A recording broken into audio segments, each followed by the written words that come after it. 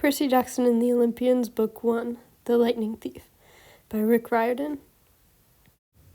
While reading, we recommend that you write down any words or vocabulary that you don't understand, pay attention to how the characters develop throughout the book, visualize the scenes in your head, and draw pictures of the characters and what you think they look like. Chapter 1. I accidentally vaporized my pre-algebra teacher. Look, I didn't want to be a half-blood. If you're reading this because you think you might be one, my advice is close this book right now. Believe whatever lie your mom or dad told you about your birth, and try to lead a normal life. Being a half-blood is dangerous. It's scary. Most of the time it gets you killed in painful, nasty ways. If you're a normal kid, reading this because you think it's fiction, great. Read on. I envy you for being able to believe that none of this ever happened. But if you recognize yourself in these pages, if you feel something stirring inside, stop reading immediately. You might be one of us. And once you know that, it's only a matter of time before they sense it too, and they'll come for you. Don't say I didn't warn you. My name is Percy Jackson. I'm 12 years old. Until a few months ago, I was a boarding student at Yancey Academy, a private school for troubled kids in upstate New York. Am I a troubled kid? Yeah, you could say that. I could start at any point in my short, miserable life to prove it, but things really started going bad last May when our 6th grade class took a field trip to Manhattan. 28 mental case kids and 2 teachers on a yellow school bus heading to the Metropolitan Museum of Art to look at ancient Greek and Roman stuff. I know, it sounds like torture. Most Yancey field trips were. But Mr. Brunner, our Latin teacher, was leading this trip, so I had hopes. Mr. Brunner was this middle-aged guy in a motorized wheelchair. He had thinning hair and a scruffy beard and a frayed tweed jacket, which always smelled like coffee. You wouldn't think he'd be cool, but he told stories and jokes and let us play games in class. He also had this awesome collection of Roman armor and weapons, so he was the only teacher whose class didn't put me to sleep.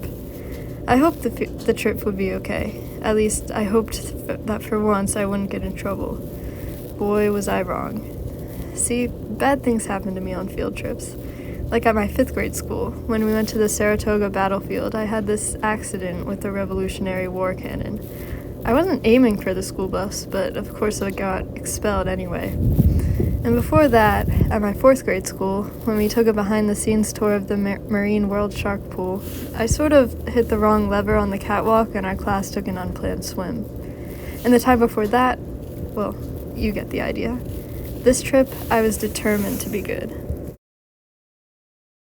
All the way into the city, I put up with Nancy Boba Fett, the freckly, red-headed kleptomaniac girl, hitting my best friend Grover in the back of the head with chunks of peanut butter and ketchup sandwich. Grover was an easy target. He was scrawny. He cried when he got frustrated. He must have been held back several grades because he was the only 6th grader with acne and the start of a wispy beard on his chin. On top of all that, he was crippled. He had a note excusing him from PE for the rest of his life because he had some kind of muscular disease in his legs. He walked funny, like every step hurt him, but don't let that fool you. You should have seen him run when it was enchilada day in the cafeteria. Anyway, Nancy Boba Fett was throwing wads of sandwich that stuck in his curly brown hair, and she knew I couldn't do anything back to her because I was already on probation. The headmaster had threatened me with death by in-school suspension if anything bad, embarrassing, or even mildly entertaining happened on this trip. "I'm going to kill her," I mumbled. Grover tried to calm me down. "It's okay, I like peanut butter."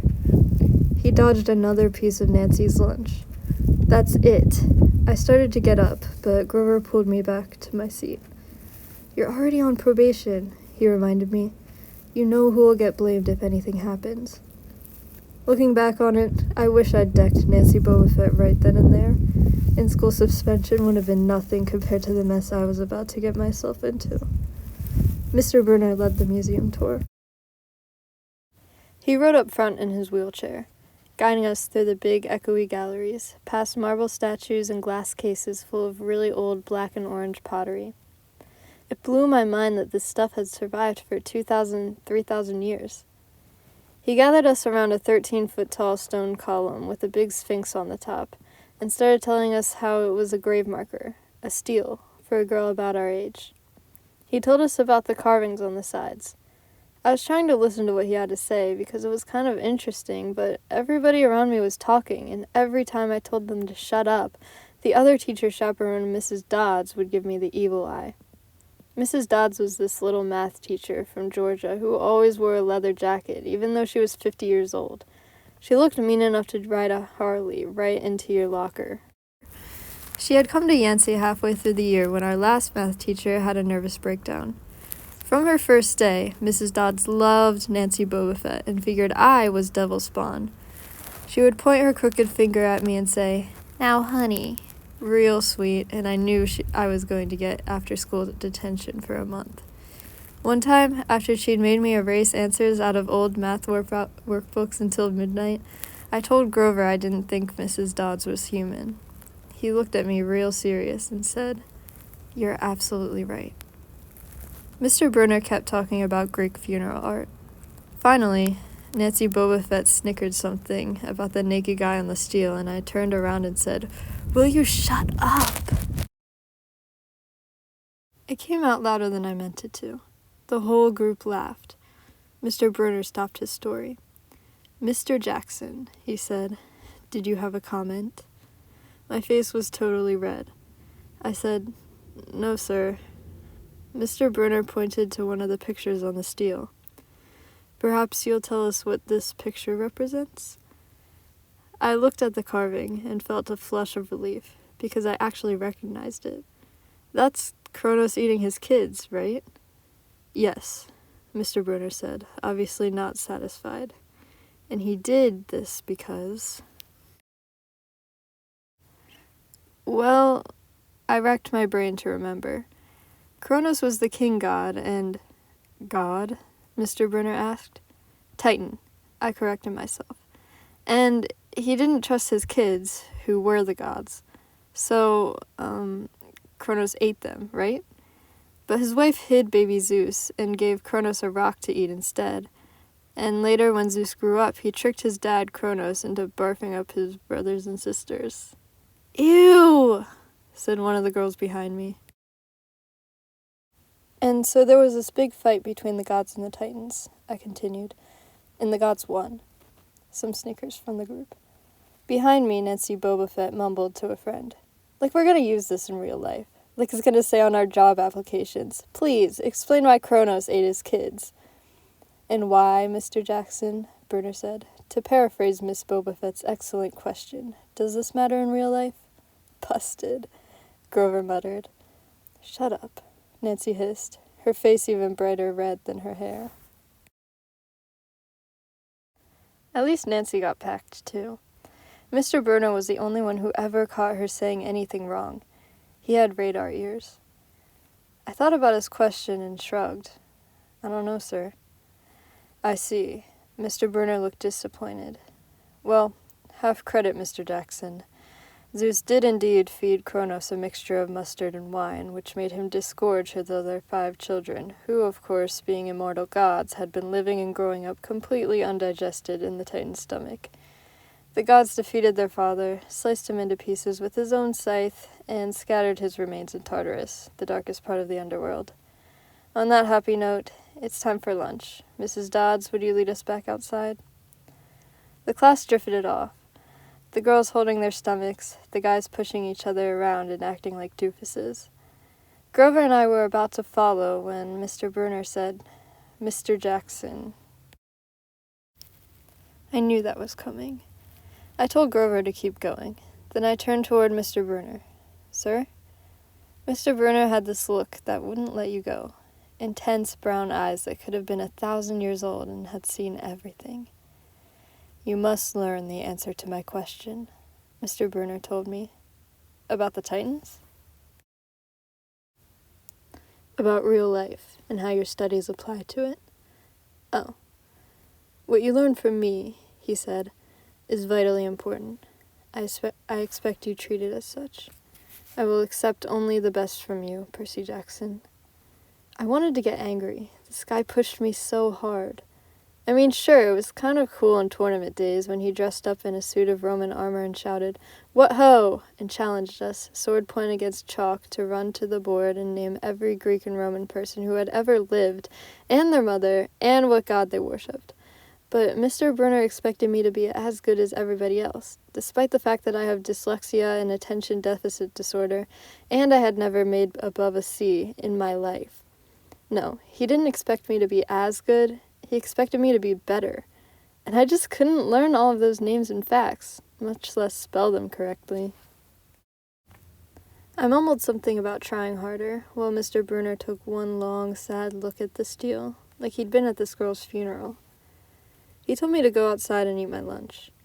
The class gathered on the front steps of the museum, where we could watch the foot traffic along Fifth Avenue. Overhead, a huge storm was brewing, with clouds blacker than I'd ever seen over the city. I figured maybe it was a global warming or something, because the weather all across New York State had been weird since Christmas. We'd have massive snowstorms, flooding, wildfires from lightning strikes. I wouldn't have been surprised if this was a hurricane blowing in. Nobody else seemed to notice. Some of the guys were pelting pigeons with Lunchable crackers. Nancy Bobafett was trying to pickpocket something from a lady's purse, and of course, Mrs. Dodds wasn't seeing a thing. Grover and I sat on the edge of the fountain, away from the others. We thought that maybe if we did that, everybody wouldn't know that we were from that school. The school for loser freaks who couldn't make it elsewhere. "Detention?" Grover asked. "Nah," I said.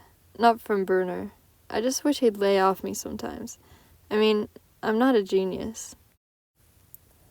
Grover didn't say anything for a while. Then, when I thought he was going to give me some deep philosophical comment to make me feel better, he said, "Can I have your apple?" I didn't have much of an appetite, so I let him take it. I watched the stream of cabs going down Fifth Avenue and thought about my mom's apartment, only a little ways uptown from where we sat. I hadn't seen her since Christmas. I wanted so bad to jump in a taxi and head home. She'd hug me and be glad to see me, but she'd be disappointed too. She'd send me right back to Yancey, remind me that I had to try harder, even if this was my 6th school in 6 years and I probably was going to be kicked out again. I wouldn't be able to stand that sad look she'd give me. Mr. Brunner parked his wheelchair at the base of the handicapped ramp. He ate celery while he read a paperback novel. A red umbrella stuck up from the back of his chair, making it look like a motorized cafe table. I was about to unwrap my sandwich when Nancy Bobafett appeared in front of me with her ugly friends. I guess she'd gotten tired of stealing from the tourists, and dumped her half-eaten lunch on Grover's lap. "Oops." She grinned at me with her crooked teeth. Her freckles were orange, as if somebody had spray-painted her face with liquid Cheetos. I tried to stay cool. The school counselor had told me 1,000,000 times, "Count to 10, get control of your temper." But I was so mad my mind went blank. A wave roared in my ears. I don't remember touching her, but the next thing I knew, Nancy was sitting on her butt in the fountain screaming, "Percy pushed me!" Mrs. Dodds materialized next to us. Some of the kids were whispering, "Did you see?"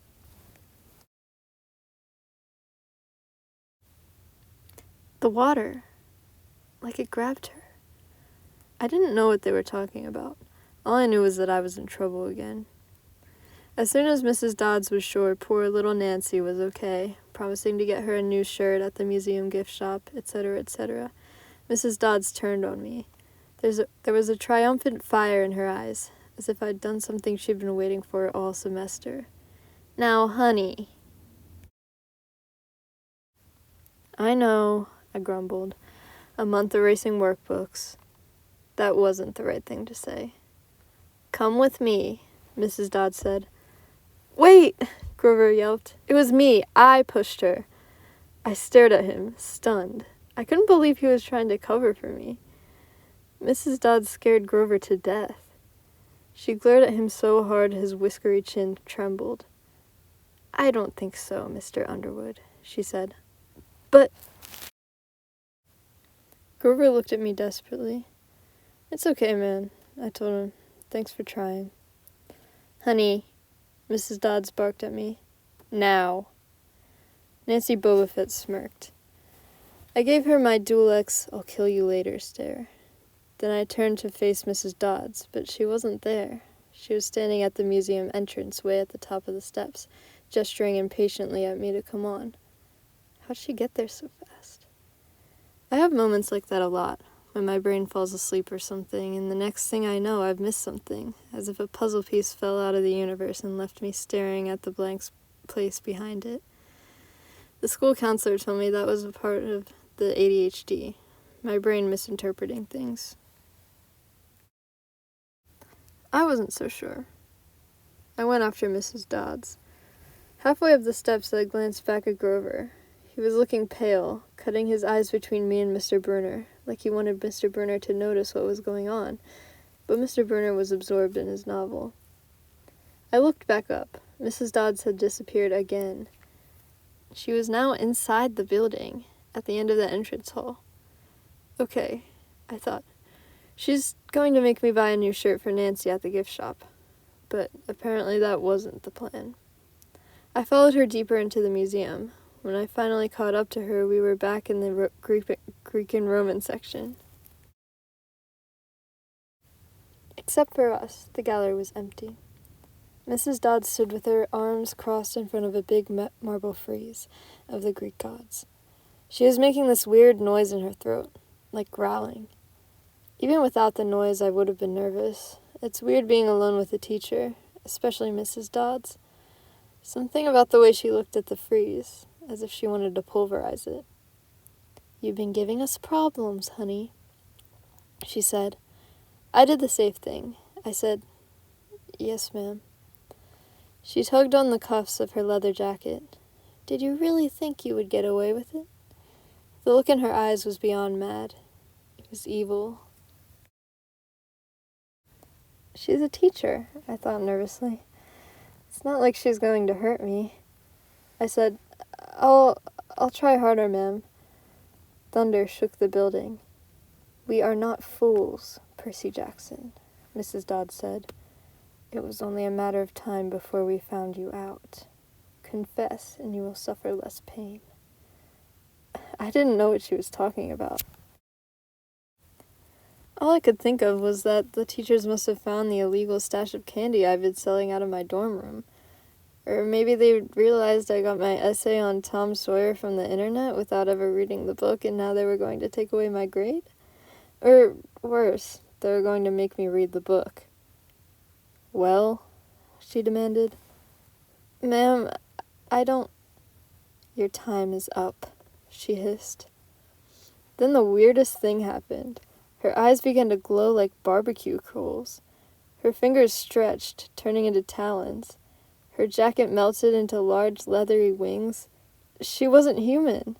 She was a shriveled hag with bat wings and claws and a mouthful of yellow fangs, and she was about to slice me to ribbons. Then things got even stranger. Mr. Bruner, who'd been out in front of the museum a minute before, wheeled his chair into the doorway of the gallery, holding a pen in his hand. "What ho, Percy!" he shouted, and tossed the pen through the air. Mrs. Dodds lunged at me. With a yelp, I dodged and felt talons slash the air next to my ear.